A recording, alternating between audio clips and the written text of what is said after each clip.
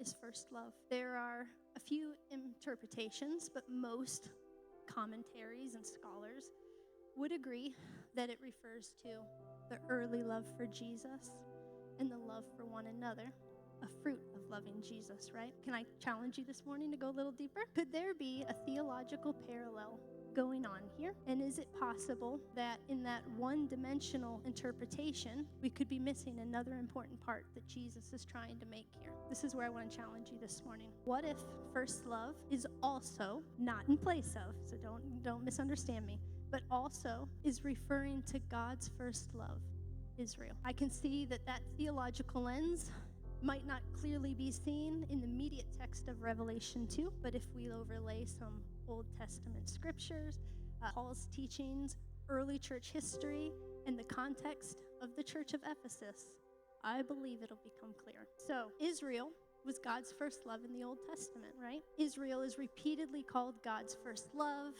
his bride, his firstborn. Jeremiah 2:2 says, I remember the devotion of your youth, how as a bride you loved me and followed me through the desert. The Hebrew word for bride is kalah, which also means completion, to make whole, perfection. Many scholars and rabbis believe that the 40 years of the wilderness was God's honeymoon to his people, Israel. Now, when I first heard this, I thought this could be hard.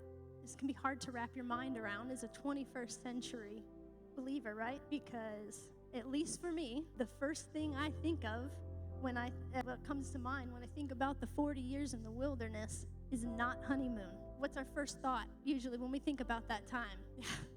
Complaining, right?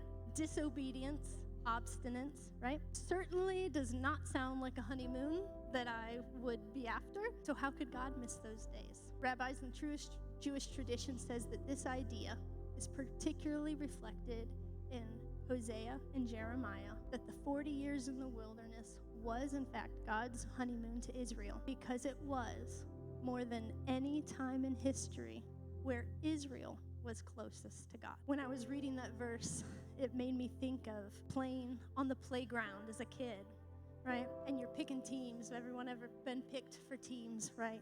Dodgeball or kickball, whatever. And there was always that one kid who was always chosen last, right?